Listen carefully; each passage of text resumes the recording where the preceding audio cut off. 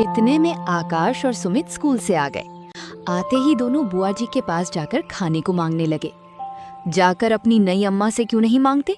मुझे बोलने का हुक्म नहीं है। आज से मुझसे कुछ नहीं मांगना, जो लेना है अपनी नई अम्मा से लेना।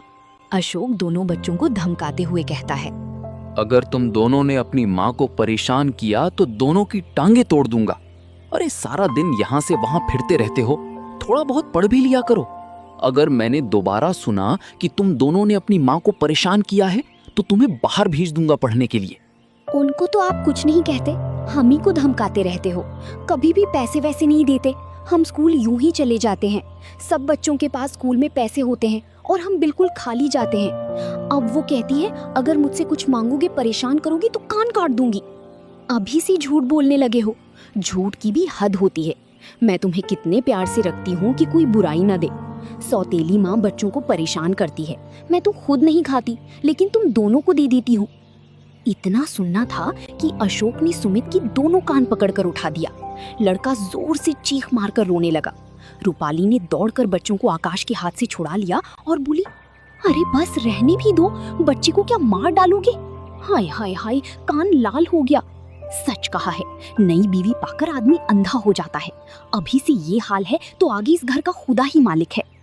शर्मिली सी बच्चे के कान का दर्द देखा न गया। वो छुड़ाने को दौड़ी थी, लेकिन रूपाली पहले ही पहुंच गई थी। पहले आग लगा दी, अब बुझाने दौड़ी हो। जब अपने लड़के होंगे तब अब आंखें खुलेंगी। पराई औलाद का दर्द क्या जानू। मुझसे इन बच्चों का दर्द देखा नहीं जाता, वरना इस घर से कब की चली जाती। खड़े तो हैं, पूछ लो ना, मैंने क्या आग लगा दी? मैंने इतना ही कहा था कि लड़के मुझसे पैसे बार बार मांगते हैं। इसके सिवाय जो मेरे मुंह से निकला हो तो मेरी आंखें फूट जाएं। मैं खुद इन दोनों की शरारत देखता हूँ, अंधा थोड़ी ना हूं मैं। अरे दोनों जिद्दी और मुंहजोर हो गए हैं। आकाश को तो मैं आज ही हॉस्टल में भेज देता हूँ। प्रिंसिपल से मेरी बात हो गई है, इसका सारा सामान पैक कर दो। अरे अब तक तुम्हें इनकी कोई शरारत न सूझी थी? आज आंखें क्यों इतनी तेजी से खुल गई? बच्चा हॉस्टल में अकेला कैसे रहेगा? अगर इसकी माँ होती तो ऐसा कभी ना होने देती। तुम्हारी ही ने इन्हें बिगाड़ के रखा है। ना मैं तुम्हें घर की मालकिन बनाता, ना ये बिगड़ते। अरे मैं तो ही विष की गांठ हूँ। मेरे ही कारण तुम्हारा घर चौपट हो रहा है। लो मैं जाती हूँ, तुम्हारे लड़के हैं, मारो चाहे काटो, ना बोलूंगी। ये कहकर रूपाली वहां से चली जाती है। शर्मीली बच्चे को रोता देखकर परेशान हो उठी। वो सुमित को अपने कमरे में लाकर उसे चुप कराने लगी, लेकिन बालक और जोर जोर से रोने लगा। अशोक को लगा अब शर्मीली मुझसे खूब हंसी मजाक किया करेगी, लेकिन उसकी आशा पूरी नहीं हुई। पहले तो शर्मीली कभी कभी उनसे हंस बोला भी करती थी, लेकिन अब बच्चों के ही लालन पालन में व्यस्त रहने लगी। जब घर आते तो बच्चों को उसके पास बैठा पाते।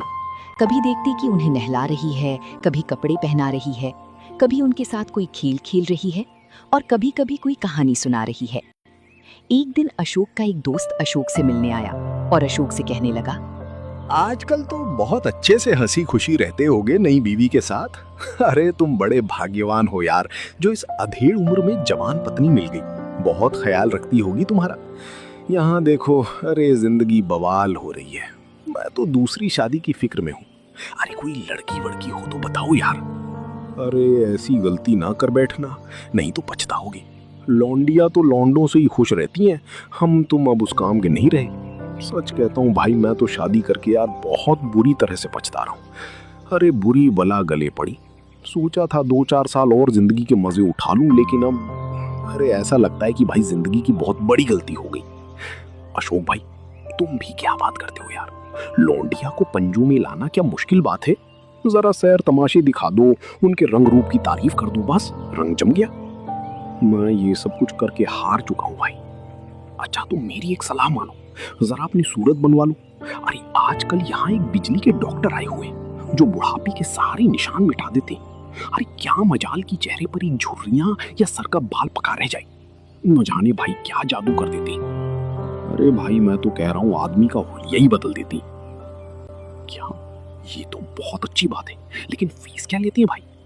अरे फीस तो यार मुझे पता नहीं, शायद 1000 लेती होंगी। ऐसे काम के लिए इससे कम तो भाई होगा नहीं। आज ही कोई पाखंडी होगा। अरे बेवकूफ को लूट रहा होगा। कोई मेकअप वेकअप लगाकर 2-4 दिन के लिए जरा चेहरा चिकना कर देता हो।